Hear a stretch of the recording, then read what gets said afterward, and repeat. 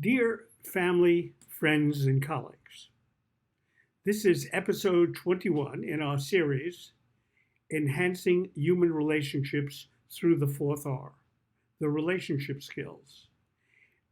And in today's episode, we'll look at the functions and risks associated with two ego states, the natural child and the compliant or adaptive child of transactional analysis.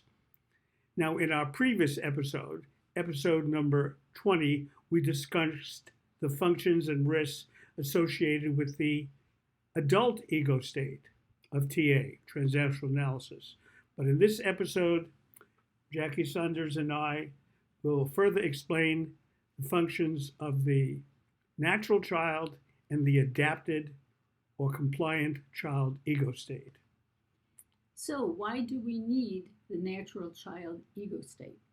We need the natural child ego state in order to be playful and enjoy life. It's the place where we share our feelings and act joyfully. From the natural child ego state, we can dance, sing, play games, smile, tell jokes. He's very good at that. Be funny and entertain others. But when we act and emote too much from our natural child, we can be perceived as being too playful and not serious. In other words, there is a time to come from the natural child ego state, but excessive reliance on the natural child can be a detriment in our interactions with others because we can be perceived as being too playful, too frivolous, superficial, or even shallow.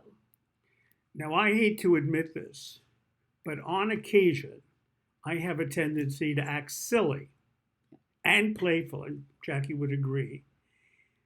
And sometimes on occasion, it actually happened when I was not appreciated for being frivolous and silly because the folks around me were engaged in a serious conversation and they didn't need my humor interspersed in the conversation. So why do we need the adapted compliant child ego state?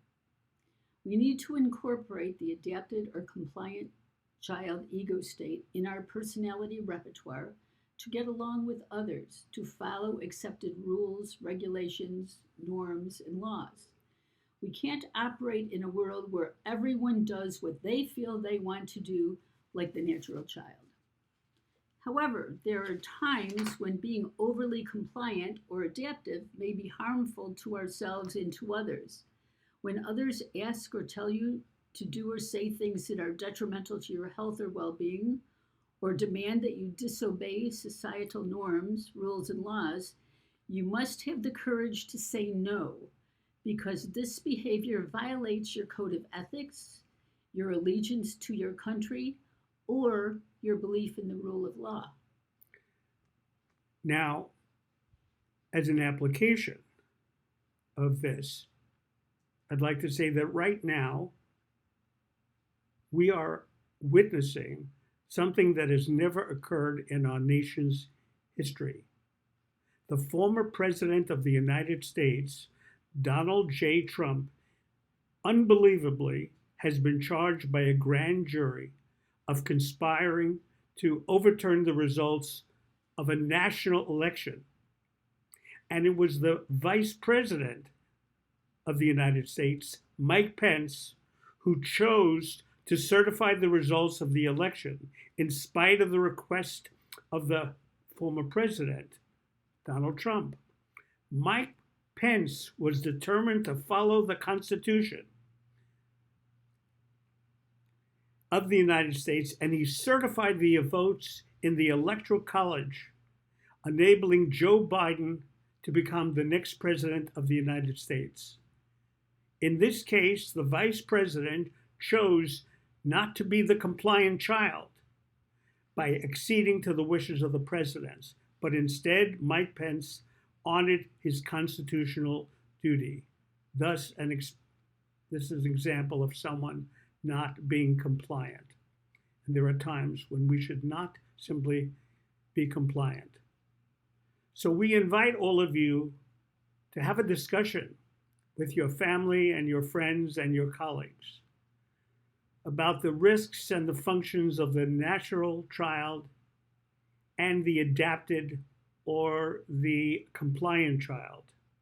Maybe you can even discuss to what extent you are natural and you are compliant in how you interact with others.